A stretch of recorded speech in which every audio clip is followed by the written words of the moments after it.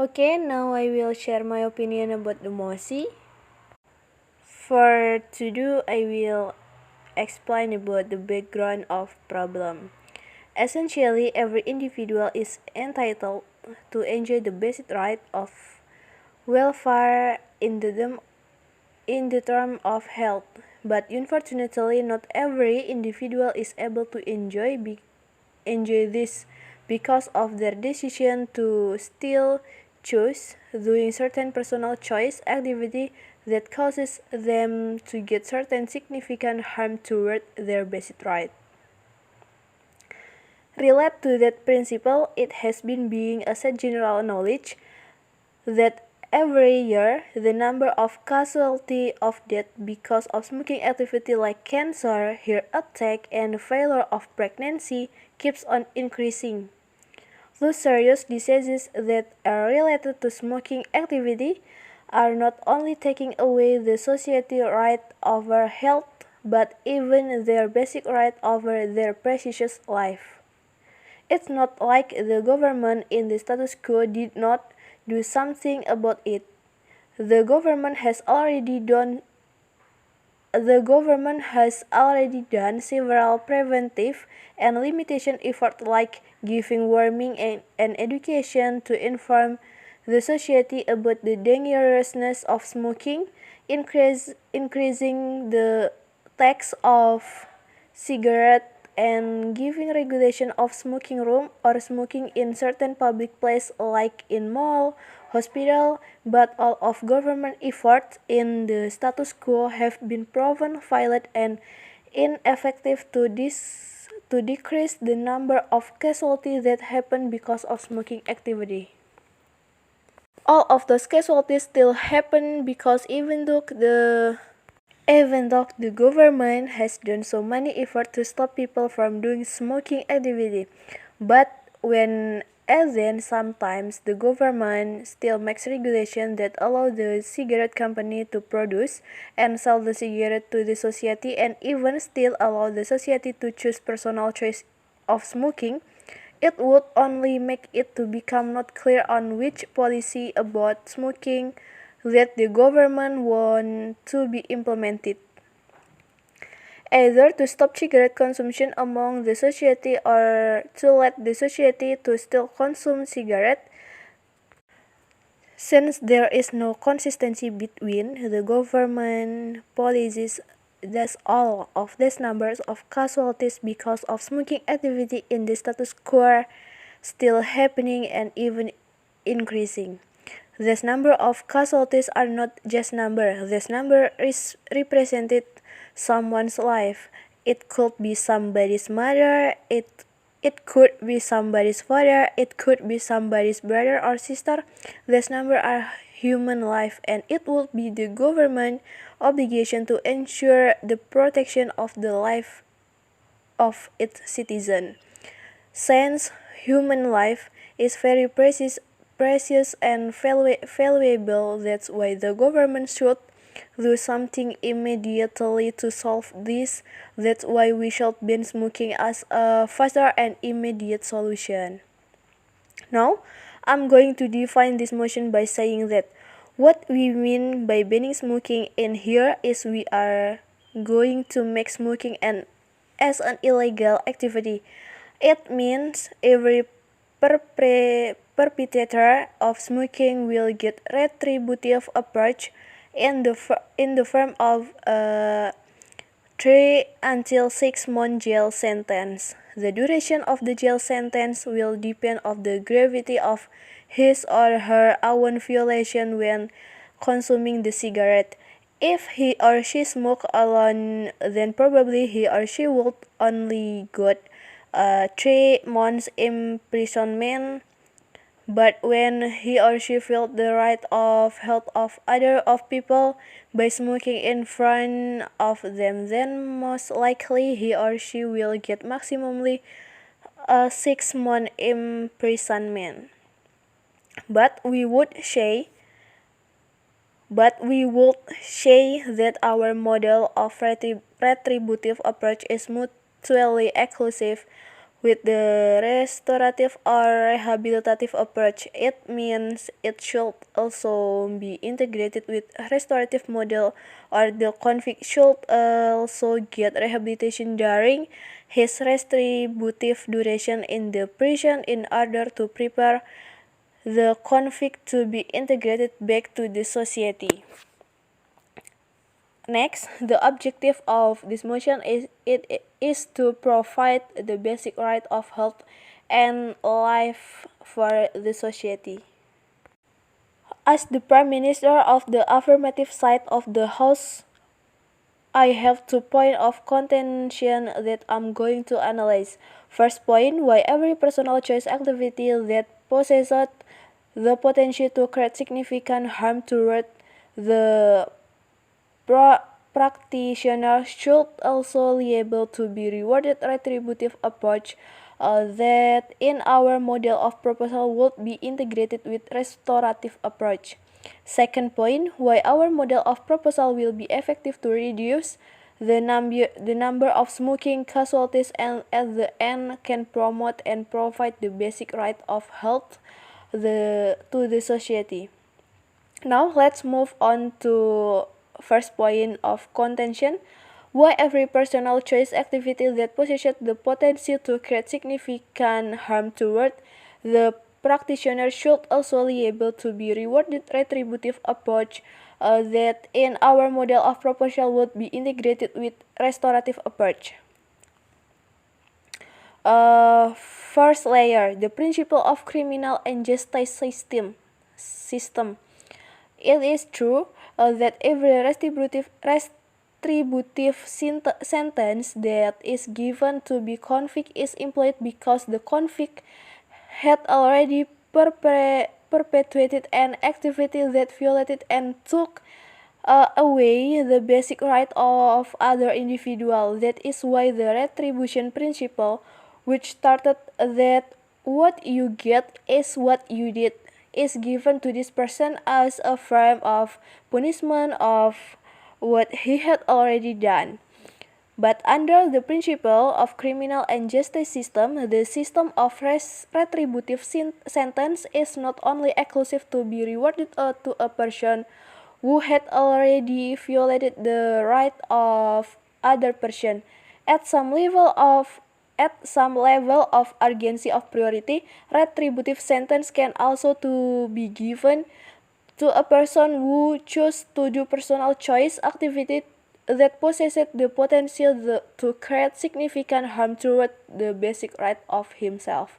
For example, even though drug users do not hurt someone else when they do drug using activity to themselves, but since under the theory of power of the principle of social contract, the government has already been given the mandate by the society to give society a welfare in the term of the fulfillment of the basic right of health and life. Thus, it makes the government has the obligation to ensure that the basic right of health and life of the society can be ensured and fairly distributed and provided. Second layer, the principle of theory of power or social contract. And that is why, since under the principle of social contract and the theory of power, the mandate of administer and govern the welfare of the society has already been given by the society to the government. Thus, in doing its obligation, the government can take away the basic right freedom of an individual in the realm of jail in this individual do any personal choice activity that can endanger and harm the basic right of health and life of this individual. This is necessary as a strong message to the society that even if they are free to have their personal choice, but if their personal choice has the potential to create significant harm toward their basic right, Then the government has to make priority by putting the fulfillment of the basic right of health and life above uh, their personal choice to do smoking activity. It is not because the government hate the society, but it is because the government loves the society, because the government does not want anything bad happen to the society. Third layer, the principle of big government. We believe a good government system is the government that applies the principle of big government. It means, even though it is true that the government is coming from the society and chosen by the society and should be the representative of the voice of the society, but it does not automatically means that the government should give all of the demands of the society regardless the consequence. Under the principle of big government, a good government is not the one who give everything that the society wants without even care if this demand can create a significant harm toward their basic right. The meaning of a good government under this principle is the government who possesses a big role in prioritizing on which right that is more important to be given to the society. Either it is the basic right, a personal choice right.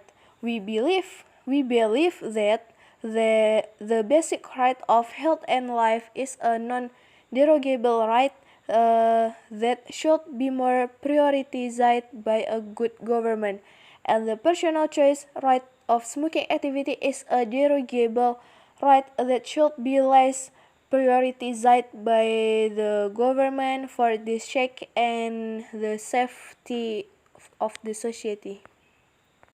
Now let's move on to my second point of contention. Second point, why would this approach be effective to reduce the number of smoking casualties and at the end can promote and provide the basic right of health to the society? First layer, the objective of every CGS is to shift the convict wrong perspective. Under the principle of criminal and justice system, the objective of a retributive approach is to ensure that the expected deterrent effect will be advocated to the convict, in which the similar violation will not be repeated after the convict is freed from the jail. Of this person will not going to conduct smoking activity again once he got out from the jail. Now, how our feature of retributive punishment would be effective to do so? Under our model of proposal, the system of retributive punishment is not only meant to limit an individual right of freedom under certain duration of time, but the system of retributive approach is also meant to change the perspective of a convict who was previously not in line with the perspective of the society, to be at the end in line and in harmonious with the perspective of the society out, out there. So, for example, a criminal who use to has a perspective that hurting someone else it's okay. Then, after being jailed and having had his punishment completed, it is expected that once he has already get out of jail, he would has the same perspective like what the society has, that it's not okay to hurt someone else. And we see that retributive approach is mutually exclusive to restorative approach. It means there's two approach that can be integrated to maximize the objective of this approach. in which the same principle of restorative or rehabilitation should also be applied in the case of smoker, where it is expected that after having several months of jail punishment, the ex-smoker will have the same perspective like what the society has, that it is not okay to hurt yourself by doing smoking activity. Second layer, how the features that are provided by CGIs will be effective to shift this wrong perspective. We can assure that this goal will be happened because the system of jail punishment also provides medical and psychological experts who can help to shift the perspective of the convict who previously different from the perspective of the society to be at the end shares similar perspective like that in the society. These medical and psychological experts can do this because they have professional educational background and years of experience that is related to the field of medical and psychological recovery by seeing the specific and unique background of problem of every individual in the jail and give them solution and advice that can solve the specific and unique problem of each individual in the prison, especially the problem in the realm of having different perspective from the society, so that when they go out from jail they will have the perspective to more appreciate their health and their life by not doing a harmful personal choice activity like smoking. But even if after going out from the jail this individual still see that a personal choice of smoking is more important than their basic right of health and life, we believe that they won't dare to touch cigarette anymore. Why? Because if they dare to touch cigarette again, they will face the consequence again by being sent back to jail to 3 or even 6 months imprisonment. The duration of 3 to 6 months in the jail is not just merely a random number of duration of time, because this number is the duration of time in where the individual lost their freedom as a formal citizen, the duration of time where they lost their right to do socialization with their friends, the time where they lost their right to engage with their family, they lost their right to have an occupation and financial welfare. If he has a wife and children, then this 3 to 6 months in the duration of time where his family has no financial income at all, the duration of time where his wife and children has no money to buy any food or go to the hospital because there is no more source of income, will be spending his time in the prison.